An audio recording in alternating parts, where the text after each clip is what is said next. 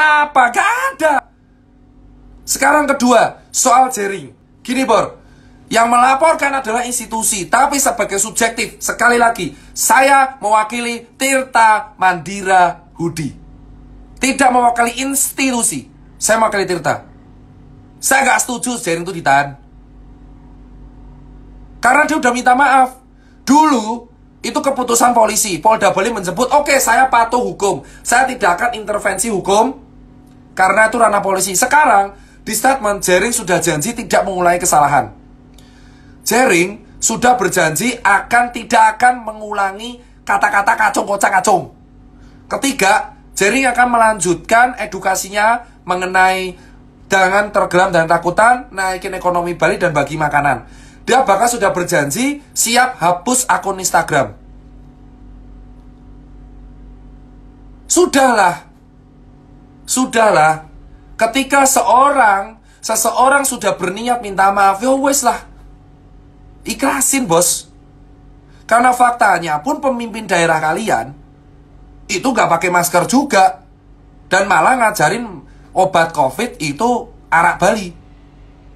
Di zaman dulu, jaring melakukan kesalahan ngatapin kata kacung. ID Bali melaporkan, dan ID Bali juga tidak ikut campur lagi intervensi. Tapi berikutnya di sidang, jaring mengakui udah salah, udah minta maaf. Sudah kok ada buktinya di WA saya, udah minta maaf, udah salah. Ya kan?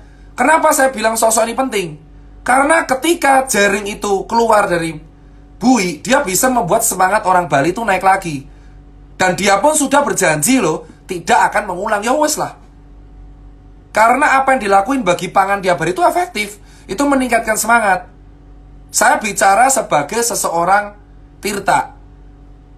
Dan saya juga seorang ID. Hukum tidak bisa direvisi. Tapi selama seorang pelaku sudah meminta maaf, ya wes lah. Ya wes lah. Kayak kita harus belajar memaafkan orang yang emang paling kita benci kalau dia udah minta maaf. Toh sebenarnya apa yang dilakukan juga sama kayak kita.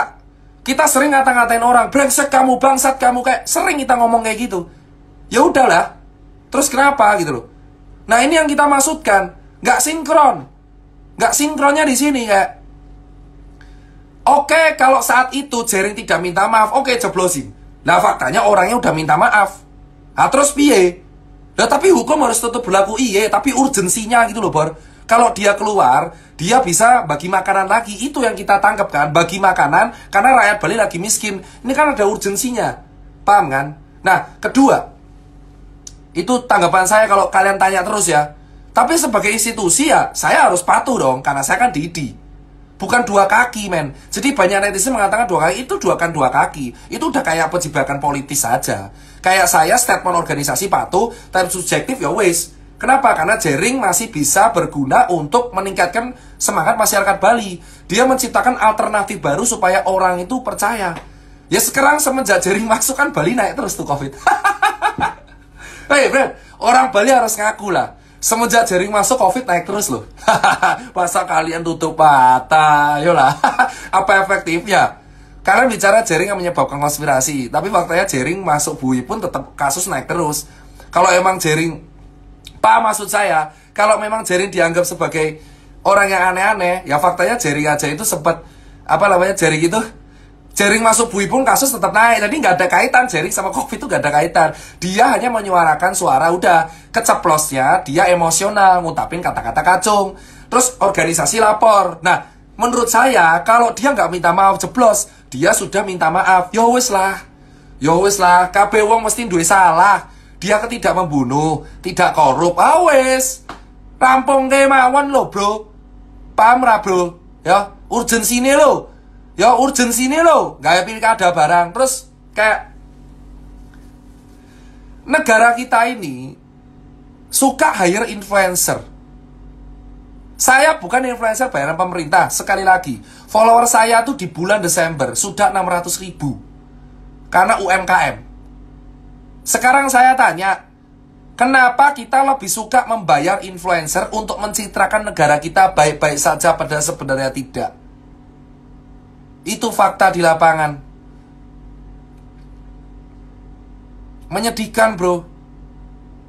Ketika saya diundang di BNPB tanggal 14 Maret, ada 20 influencer yang diundang. Saya dianggap influencer. Dari 20 itu yang bergerak sekarang saya doang. Kemana yang lain?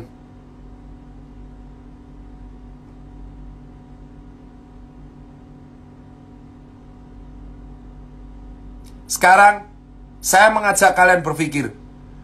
Pada tanggal 14 Maret, saya diundang sebagai influencer 20 di BNPB. Padahal saya bukan influencer.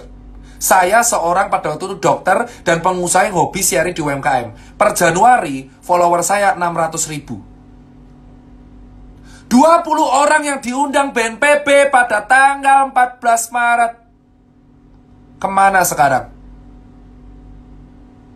Kenapa negara kita? Saya mau tanya sama yang membuat kebijakan ini loh. Kalau urgensi, jelek ya jelek. Ngapain harus pencitraan baik? Kenapa kita harus membayar influencer untuk mencitrakan kita baik? Berpura-pura baik. Pakai kalung anti corona. Emang apa? Kepentingannya apa? Kenapa nggak kalian mengangkat dokter, mengangkat nakes, mengangkat PKL yang berjuang? Kayak Malaysia. Ditiru. Itu orang PKL yang berjuang diangkat, masukin koran. Orang-orang susah di daerah Priuk diangkat. Sosoknya angkat. UMKM yang bisa berjaya angkat. Yang buat masker kain diangkat. Yang suruh edukasi influencer katanya mempengaruhi pola masyarakat. Bro, asal kalian semua tahu, semua influencer itu pakai masker di depan kamera. Terus negara membayar mereka. Gimana ceritanya? Katanya untuk edukasi. Urgensinya mana? Ayo kita nggak usah bohong, nggak usah munafik. Semua orang yang terkenal tuh pakai masker kalau di depan kamera doang. Kalau realita ya kayak rakyat jelata biasa. Kalau di depan kamera doang pakai masker. Wong saya kayak gitu juga kok. Ayo ngaku lah. Ngapain sih pencitraan terus? Sekarang saya tanya, urgensinya apa? Itu fakta yang saya temukan 7 bulan di lapangan. Ayo Tirta, carilah influencer lokal. Piye dong? Ayolah Tirta, cari influencer lokal. Ayolah Tirta, cari influencer lokal. Jadi saya disuruh nyari influencer lokal. Saya sudah bilang, saya dokter bukan influencer. Selalu ditulis dokter influencer. Apaan sih dokter influencer?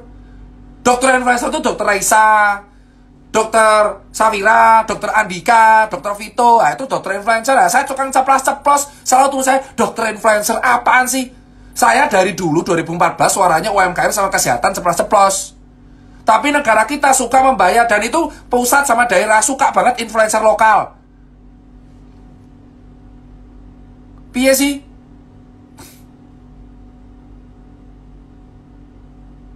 Bahkan saya diminta untuk membuat asosiasi influencer. Apa meneh? Ada grupnya, saya disuruh buat. Saya disuruh buat, ada perintahnya ada. Ada perintahnya, disuruh buat asosiasi influencer. Ada, grupnya ada. Dan saya nggak tahu grup itu mau diapain sekarang. Pusing nggak?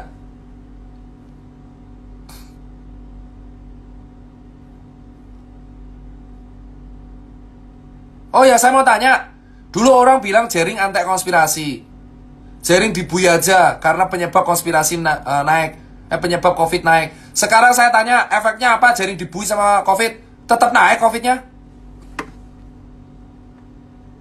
Saya praktek di Kartika, bantuin dokter Sadewa. Sekarang saya tanya ke kalian. Dulu orang bilang jaring harus ditangkap karena penyebab COVID merebak di Indonesia. Saya masih ingat ada teman saya bilang kayak gitu. Ada capture. Jaring harus ditangkap karena penyebab COVID. Nah, sekarang jaring ditangkap COVID tetap naik. Malah di Bali meroket. Tapi ye, lucu gak? Apa hubungannya jaring sama COVID? Kagak ada. Kalau jaring gak minta maaf, dia layak di penjara. Lah faktanya jaring minta maaf. Jadi menurut saya udah, orang itu perkara lisan, selesai lah. Kalau kita hanya memperhatikan tutur kata, sampai kapan negara ini mau merdeka, bos? Orang kita masih perhatikan tutur kata. Tutur kata, tutur kata, tutur kata, tutur kata, tutur kata. Selama tutur kata salah, minta maaf, selesai. Karena setiap orang pernah membuat kesalahan. Logika aja cek di Bali. COVID naik tuh, jaring di penjara. Lalu apa kaitannya jaring sama COVID? Gak ada. Lucu kan? Malah nggak ada yang bagi pangan. Udah itu doang.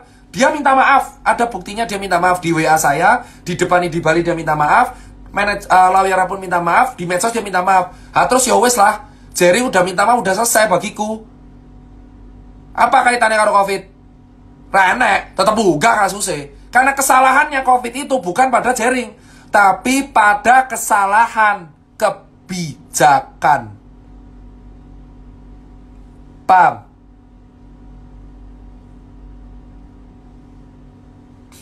Kesalahannya itu pada kebijakan. Kalau kalian serius menangani COVID, ngapain di bulan Februari kita bayar influencer pariwisata? Ngapain kita rame-rame menenangkan masyarakat, memberikan keamanan semu? Setelah kita hancur lebur, fasilitas kesehatan ngedrop, dokter banyak yang wafat, rakyat banyak yang kere. Kenapa kita menyalahkan keadaan?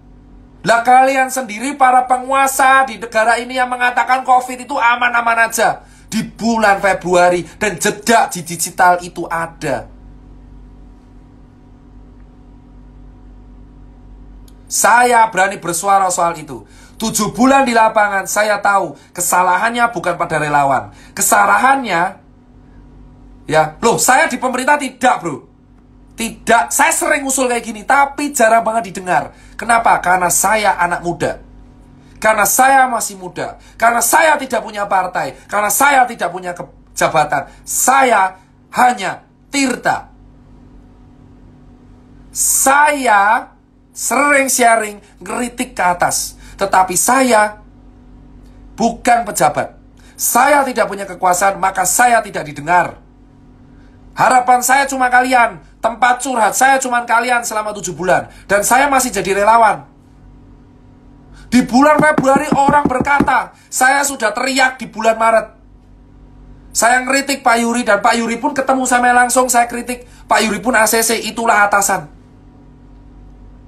Saya tanya ke kalian, jika memang COVID memang heboh banget, kenapa di bulan Februari para penguasa mengatakan Indonesia bebas corona? Gali Google siapa yang mengucapkan itu pertama kali. Solusi dari jenengan, saya sudah buat event UMKM 8.000 orang. Kalian tanya solusi, saya sudah melakukan. Jengkel saya ditanya terus, solusinya apa? Jangan kritik lah. Saya tuh sudah buat pameran UMKM 8.000 orang. Bisa. Kenapa sih? Saya sekarang bantu DKI, bantu Pemprov. Bukan karena politik, karena ini kota tempat saya cari duit. Saya nggak mau DKI hancur. Saya membantu DKI dengan ikhlas. Walaupun saya tuh orang Jogja sama Jawa Tengah. Tapi apa yang dilakuin? Orang-orang yang koar-koar medsos itu rata-rata juga melanggar. Jika Jering ditangkap orang yang melanggar di medsos, ya ditangkap lah. Banyak yang ngata-ngatain bangsat-bangsat kayak gitu, tapi nggak ditangkap. Jering minta maaf, udah selesai. Saya minta keadilannya kayak gini. Kalau memang Jering ditangkap di Bali, ya udahlah, semua yang hujat tangkap aja. Termasuk orang yang mengatakan bahwa COVID itu bisa pakai ARA atau bisa pakai obat corona, ya tangkapin sekalian karena hoax. Jangan karena kita rakyat biasa, kita menyebarkan info yang salah, kita ditangkap. Tapi ketika para pejabat mengeluarkan statement itu, dia biasa aja. Buat apa saya 7 bulan di lapangan kalau para penguasa mengeluarkan statement, saya enak otaknya.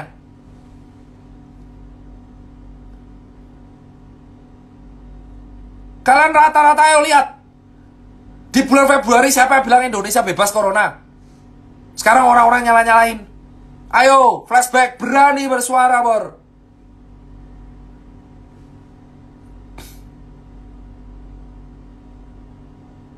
Kalau kau bilang ini semua kayak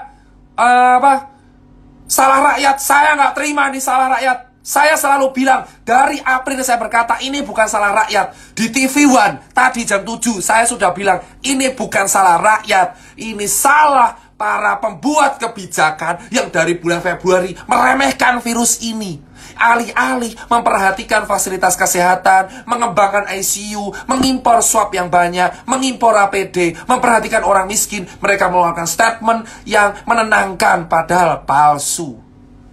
Kenapa hanya rakyat jelata yang ditangkap karena menyebarkan hoax? Tapi kenapa ketika pejabat menyebarkan hoax itu biasa aja?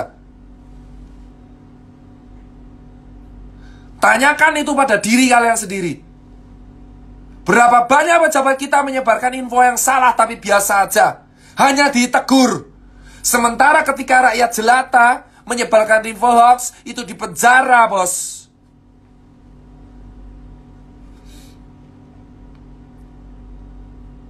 Tanyakan itu pada kalian semua. Ketika Dr. Tirta rangkulan di Holy Wing itu menjadi masalah. Tapi kenapa ketika pejabat kementerian foto bareng gak pakai masker itu menjadi biasa aja?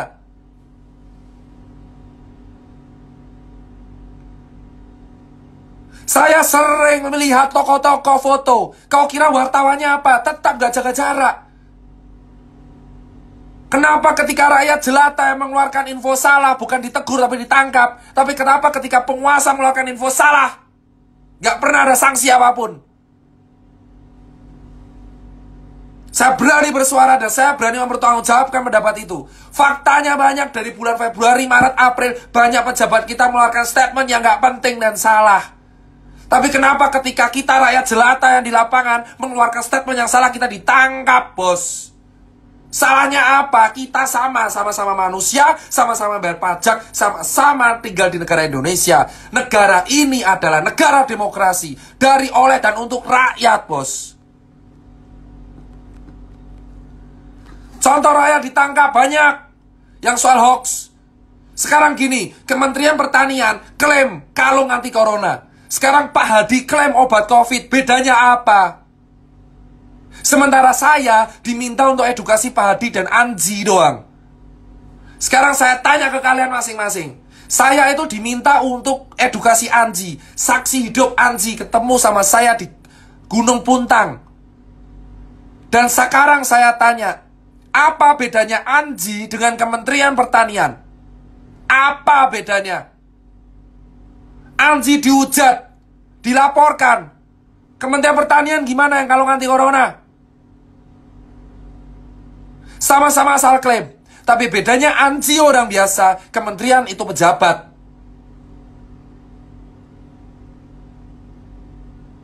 Saya bicara fakta, bos. Saya sudah share berita di media, di Instagram kemarin. Kalung anti corona sama obat COVID yang diklaim sama Anji dan Badi itu sama prosesnya, asal klaim. Tapi kita hanya menghujat Anji. Tapi orang tidak berani memproses Kementerian Pertanian. Ya kan? Itu fakta di lapangan. Dan kau suruh relawan edukasi di lapangan. Sementara pejabatnya buat statement serampangan, bos. Pak Mahfud NB pada mengatakan sebuah meme, COVID itu layaknya istri. Ini gimana maksudnya, Pak? Kalian cek meme-meme banyak. COVID itu layaknya istri itu gimana maksudnya? Walaupun diklarifikasi, tapi itu gimana maksudnya? Berdampingan tuh gimana maksudnya? Gimana kita berdampingan orang kere kok? Boro-boro memikirin masker. Saya itu edukasi, Pak, di Wonokromo. Saya ketemu orang miskin beneran. Saya tanya, Pak, Bapak becak kok gak pakai masker? Dia jawab pakai bahasa Jawa, Mas Tirta, boro-boro saya pakai masker, cari makan aja susah. Lah buat apa saya teraman dari COVID kalau saya besok mati kelaparan? Jawab. Silakan penguasa jawab pertanyaan dari rakyat. Buat apa saya pakai masker kalau saya besok gak bisa makan? Ujung-ujungnya mati juga. Kalau berujung pada mati juga, kenapa Anda melarang saya juga untuk cari duit?